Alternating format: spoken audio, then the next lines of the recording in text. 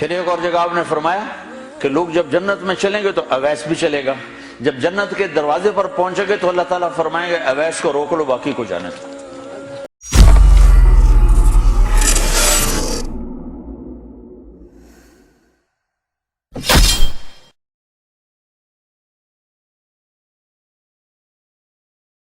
آپ نے حضرت عمر سے فرمایا عمر تیرے زمانے میں ایک شخص آئے گا، اس کا نام ہوگا اویس، اس کا قبیلہ ہوگا مراد، اس کی شاخ ہوگی کرن، اس کا رنگ ہوگا کالا، قد ہوگا درمیانہ، اور ایک سفید نشان اس کے جسم پر ہوگا۔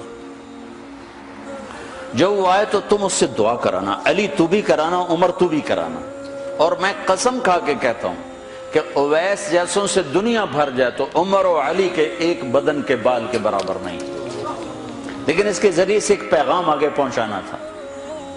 تو حضرت عمر اور حضرت علی حیران ہو کر دیکھنے لگے کہ ہمیں کہا جا رہا ہے کہ اویس سے دعا کروائیں، وہ ہم صحابی وہ تابعی۔ تو آپ نے فرمایا اس نے ماں کی ایسی خدمت کی ہے، جب وہ ہاتھ اٹھاتا ہے تو اللہ ہاتھ واپس خالی موڑتا ہی نہیں۔ یہ پیغام پہنچانا تھا کہ ماں باپ کے آگے جھکو۔ جس دیش میں آپ رہتے ہیں یہاں کام کی رفتار بہت تیز ہے، ماں باپ اگر موجود ہیں تو کم ہی کچھ نصیبوں والے ہیں جن کو کچھ اولاد کی خدمت ملتی ہے، ورنہ دیواروں کے ساتھ ہی زندگی گزر رہی ہوتی ہے۔ تو عمر رضی اللہ عنہ جب خلیفہ بنے تو ہر سال حج کرتے تھے، ہر سال ان کو ڈھونڈواتے۔ اب مجھے یہ نہیں پتا درمیان کے کوئی سال ہوں گے کہ ایک سال آپ نے حج پر سارے حاجی اکٹھے کر لیے، ایسے اپنے سامنے کا کھڑے ہو جاؤ بھائی، سب کھڑے کر لیے، کہنے لگے بیٹھ جاؤ سارے یمن والے کھڑے رہو، تو سارے بیٹھ گئے، یمنی کھڑے رہے، کہ سارے یمن والے بیٹھ جاؤ، قبیلہ مراد والے کھڑے رہو، تو سارے یمنی بیٹھ گئے، مراد والے کھڑے رہے۔ اس سال میں یمن گیا جماعت میں تو اویس کرنی کے گاؤں گیا، ان کی جگہ پیدا ہوئے، جو ان کا قبیلے کے لوگوں سے ملا، اس علاقے سے گزرا، دیکھا کہ اچھا یہاں وہ ہستی پیدا ہوئی تھی، خشک پہاڑ ہیں، بالکل خشک پہاڑ۔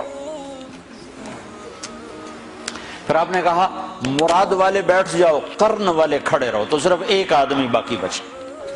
تو آپ نے اس سے پوچھا تم قرنی ہو؟ کہ جی ہاں۔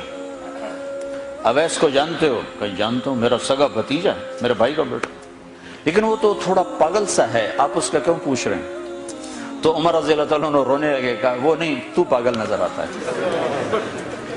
پھر آپ نے پوچھا کدھر ہے؟ آیا ہوا ہے حج میں ہے؟ کہ جی ہے۔ کدھر ہے؟ کہ جو اونٹ چرانے نکلا تھا عرفات کی طرف۔ تو حضرت عمر نے حضرت علی کو ساتھ لیا اور دوڑ لگائی اور پہنچے عرفات کی طرف، تو دیکھا تو ایک آدمی ایک کیکر کے درخت کے نیچے نفل پڑھ رہا اور اونٹ اس کے چاروں طرف چل رہے۔ تو یہ دونوں حضرات بیٹھ گئے، تو انہوں نے اویس نے محسوس کیا کچھ آ گئے لوگ، تو انہوں نے نماز مختصر کر دی، سلام پھیرا۔ تو حضرت عمر نے پوچھا کون ہو بھائی؟ کہا جی مزدور ہوں۔ کہا تیرا نام کیا ہے؟ کہا جی اللہ کا بندہ۔ کہا بھائی ہم سارے کے بندے ہیں، میں پوچھ رہا ہوں جو نام تیری ماں نے تیرا رکھا وہ کیا ہے؟ تو وہ تو پہچانتا نہیں تھا کہ عمر کون ہے، علی کون ہے، وہ تو پہلی دفعہ حج پہ آیا تھا۔ وہ کہنے لگا تم کون ہو میرا انٹرویو کرنے والے؟ انٹرویو تو میں اپنی طرف سے کہہ رہا ہوں۔ میں کہا تم کون ہو میرا پوچھنے والے؟ تو حضرت علی بولے یہ امیر المومنین ہیں عمر بن خطاب اور میں ہوں علی بن ابی طالب۔ پھر وہ ایسے ایک دم گھبرائے، دونوں کو سلام کیا، میں معذرت چاہتا ہوں میں نے پہچانا نہیں۔ تو عمر رضی اللہ عنہ نے فرمایا ہاتھ اٹھا، ہاتھ اٹھا۔ برمنگھم والوں کو پیغام پہنچے کہ ماں کی خدمت کیسے کی جاتی، کہ عمر جیسا ہاتھ اٹھوا رہا ہے، علی جیسا، علی جیسا۔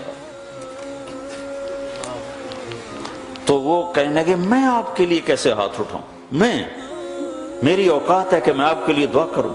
کہاں، ہمیں ہمارے نبی کا حکم تھا کہ اویس آئے تو اس سے دعا کروانی ہے، کہ جب وہ ہاتھ اٹھاتا ہے تو وہ ہاتھ خالی نہیں آتے۔ کس وجہ سے؟ تہجد، جہاد، تبلیغ، ذکر، تلاوت، تسبیح، حج، عمرے، نمازیں، روزے، ذکر، تلاوت۔ کس وجہ سے؟ نہیں، ان میں سے ایک وجہ بھی نہیں، ماں کی خدمت کی وجہ سے۔ پھر ایک اور جگہ آپ نے فرمایا کہ لوگ جب جنت میں چلیں گے تو اویس بھی چلے گا، جب جنت کے دروازے پر پہنچے گے تو اللہ تعالیٰ فرمائیں گے اویس کو روک لو، باقی کو جانے دو۔ تو اویس گھبرا جائیں گے، کہیں گے یا اللہ مجھے کیوں روک لیا ہے؟ تو اللہ تعالیٰ فرمائیں گے ٹھہر جاؤ، جانے دو ان کو۔ ہاں بھائی، اب یہ سامنے جہنم کے لوگ کھڑے ہوئے ہیں، تو شفاعت کر، تیری طفیل لاکھوں انسانوں کو جنت میں ڈالو، تجھے اس لیے روکا ہے کہ تو شفاعت کر، جدھر تیری انگلی اٹھتی جائے گی ان کے لیے جنت لکھتی چلی جائے گی، ان کے لیے جنت لکھتا چلا جاؤں گا، جدھر جدھر تو انگلی اٹھائے گا۔ صرف پونڈ ہی سب کچھ نہیں، مائیں بھی بہت کچھ ہے، صرف پونڈ ہی سب کچھ نہیں ہے، باپ بہت کچھ ہے۔